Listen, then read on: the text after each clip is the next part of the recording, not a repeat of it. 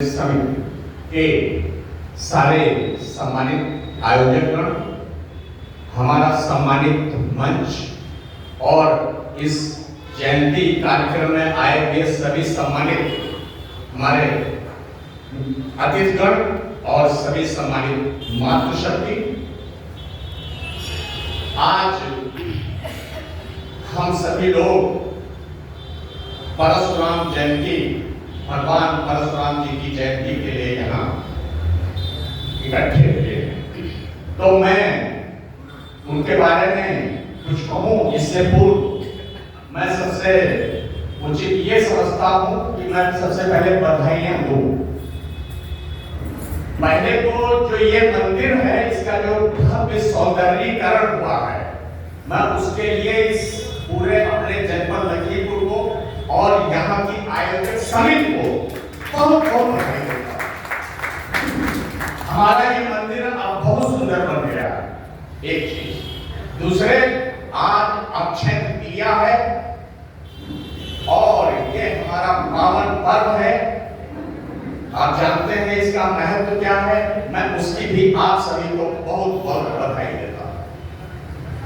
तीसरी चीज, चूंकि यह पावन दिन हमारे महान भगवान परशुराम जी की जयंती भी है, इसलिए मैं उसकी भी आप सभी को बहुत बहुत बधाई देता हूं।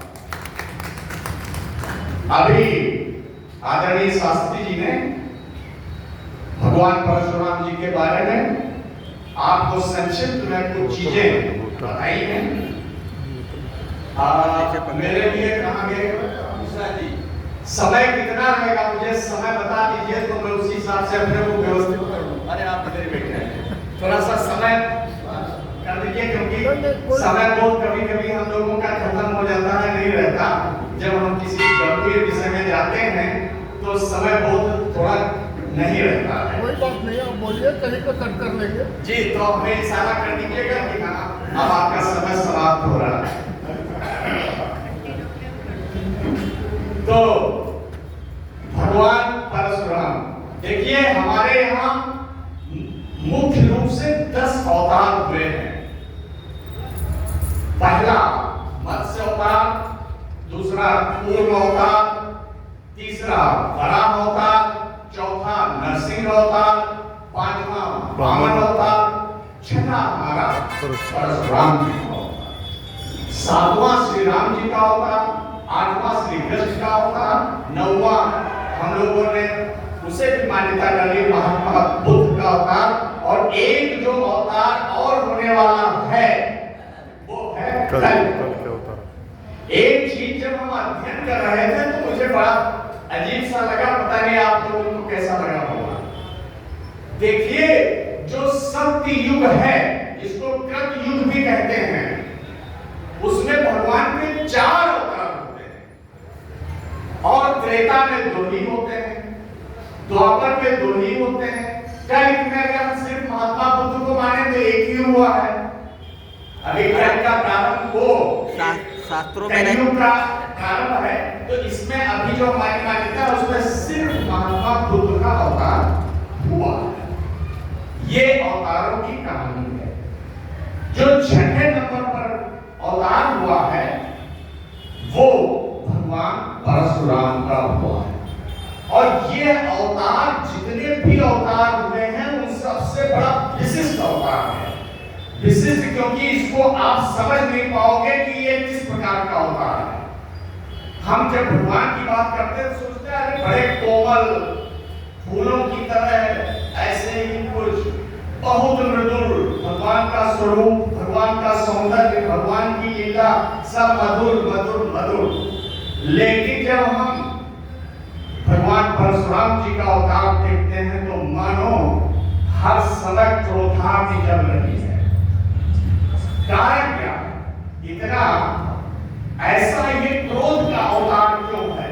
तो थोड़ा सा उसकी पृष्ठभूमि में जाते हैं कि ऐसा क्यों हुआ है कि हमारे भगवान परशुराम क्रोध की प्रतिमूर्ति बन गए हैं, एम्बॉडीमेंट बन गए हैं। ऐसा क्यों? तो आप देखिए इसका इतिहास है। इनके जो पिता हैं महर्षि जमदग्नि, वो तो ब्राह्मण हैं, लेकिन इनकी जो माता है वो राजा प्रसेनजित की पुत्री है रेणुका।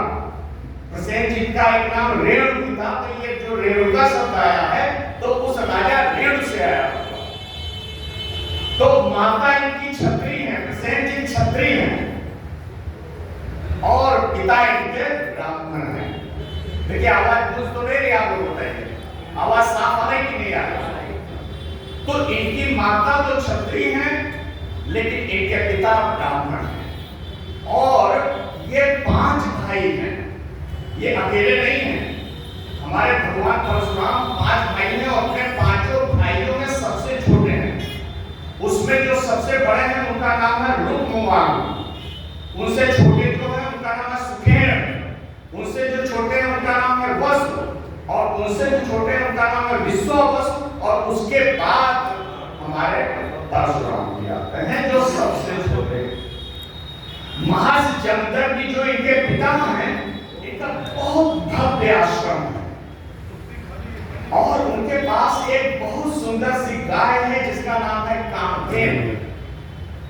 और उस समय के जो सबसे शक्तिशाली राजा होते हैं है वंश, वो आप लोगों ने उनका नाम खूब सुना है, कार्तवीर्य अर्जुन। और उन्हीं का एक नाम था सहस्त्रार्जुन। जो कार्तवीर्य अर्जुन थे है वंश के, ये वंश से जुड़ा हुआ था। तो वो उस समय सबसे प्रतापी और सबसे शक्तिशाली राजा थे और साथ ही साथ वो सबसे अन्यायी राजा भी थे। प्रतापी राजा भी थे और अन्यायी राजा भी थे। कौन? कार्तवीर्य अर्जुन। कार्तवीर्य अर्जुन को जब ये पता चला कि महर्षि जमदग्नि के पास जहां अपार संपत्ति है वहीं उनके पास एक बहुत प्यारी सारी सिद्धियों को देने वाली कामधेनु गाय भी है, उनके हृदय में लोभ आया और उन्होंने सोचा क्यों ना हम इस महर्षि की कामधेनु उठा लें। और वो आते हैं और महर्षि जमदग्नि और सहस्त्रार्जुन में संघर्ष होता है। वो कामधेनु उनकी उठा लेते हैं और उस संघर्ष में महर्षि जमदग्नि को वो मर ये घटना होती है। दुर्भाग्य रहा कि उस समय हमारे भगवान परशुराम वहां नहीं थे। जब उनको ये पता चलता है कि उनके पिता को इतनी निर्ममता से कार्तवीर्य अर्जुन ने, उस क्षत्रिय राजा ने, उस अत्याचारी राजा ने मार दिया है, तो वो क्रोधाग्नि से जल उठे और उन्होंने उसे ही नहीं मारा, उसके सारे पुत्रों को भी मार डाला और उन्होंने रण किया कि इस पूरी पृथ्वी पे जहां जहां अत्याचारी क्षत्रिय हैं उनको खोज खोज कर मैं मारूंगा। और उन्होंने खोज खोज कर मारा। ये ऐसा नहीं था कि वहां बाकी यानी जो अच्छे क्षत्रिय थे उनको भी मारा, उनको नहीं मारा। मन के वश को और इच्छा के वश को उन्होंने नहीं मारा। तो ऐसी स्थिति में आप समझ सकते हैं जब उनके महर्षि पिता की हत्या हुई हो तो उनके अंदर इतना क्रोध का दावानल घटकता हो, तो ये बिल्कुल स्वाभाविक सी बात है। जब महर्षि जमदग्नि इस तरीके से मारे गए तो उनकी माता रेणुका वो भी चिताग्नि में जल के विभूत हो गई। ये कुछ कहानी है उनकी। देखिए वो इतने महान हमारे भगवान हैं कि वो सीधे सीधे भगवान शिव की उपासना करते हैं और प्रारंभ में उनका नाम राम ही होता है। भार्गव भी वो कहे जाते हैं क्योंकि प्रभु की संतान जमदग्नि थे और जमदग्नि की संतान हमारे परशुराम जी थे, तो वो प्रभु की परंपरा में आते हैं। तो ऐसी स्थिति में जब उन्होंने भगवान शिव की बहुत उपासना की, पूजा की, उनको प्रसन्न किया, तो उन्होंने अपना एक दिव्य अस्त्र परशु उनको दे दिया, इससे वो राम से परशुराम। वो उन्होंने विश्वामित्र से भी शिक्षा ली, उन्होंने महर्षि कश्यप से भी ली, भगवान शिव से तो उन्होंने अस्त्र शस्त्र की शिक्षा ली और अपने पिता जमदग्नि से उन्होंने वेदों की शिक्षा ली। और महर्षि कश्यप और विश्वामित्र से भी उन्होंने शिक्षा और दीक्षा ली। और शिक्षा दीक्षा ली ही नहीं, शिक्षा दीक्षा ली शिक्षा दीक्षा ली उन्होंने भीष्म को, उन्होंने द्रोणाचार्य को दी, रुक्मी को दी और कर्ण को दी। 4 लोगों को उन्होंने अपना शिष्य भी बनाया। भीष्म, पितामह, द्रोणाचार्य, कर्ण और रुक्मी, ये उनके 4 शिष्य थे।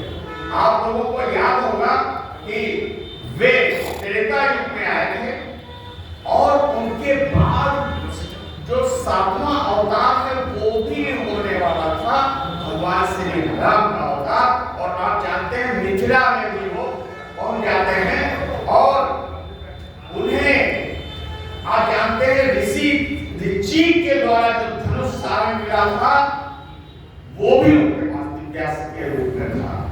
तो इस तरीके से हमारे भगवान परशुराम जहां शस्त्र के महान ज्ञाता है वहीं शास्त्र के भी महान ज्ञाता है। तो अगर कहीं शास्त्र में और शस्त्र में संतुलन देखना हो, कहीं ब्राह्मण में और क्षत्रिय में कहीं संतुलन देखना हो, कहीं महान निष्काम कर्मयोग देखना हो, कहीं न्याय की चेतना देखना हो, कहीं अत्याचार का संहार देखना हो, तो भगवान परशुराम बोले। ये कुछ उनकी कहानी है। जब वो मिथिला आते हैं उनका क्रोध फिर वहां होता है, वो भगवान श्री राम से परिचय भी करते हैं, विवाद भी करते हैं और मिलन भी होता है। उसके बाद उनके प्रति समर्पण भी करते हैं। ये भी स्थिति देखिए। और उसके बाद वे महेंद्र गिर पर्वत पर तपस्या के लिए चले जाते हैं। तो ये कुछ उनका जीवन रहा।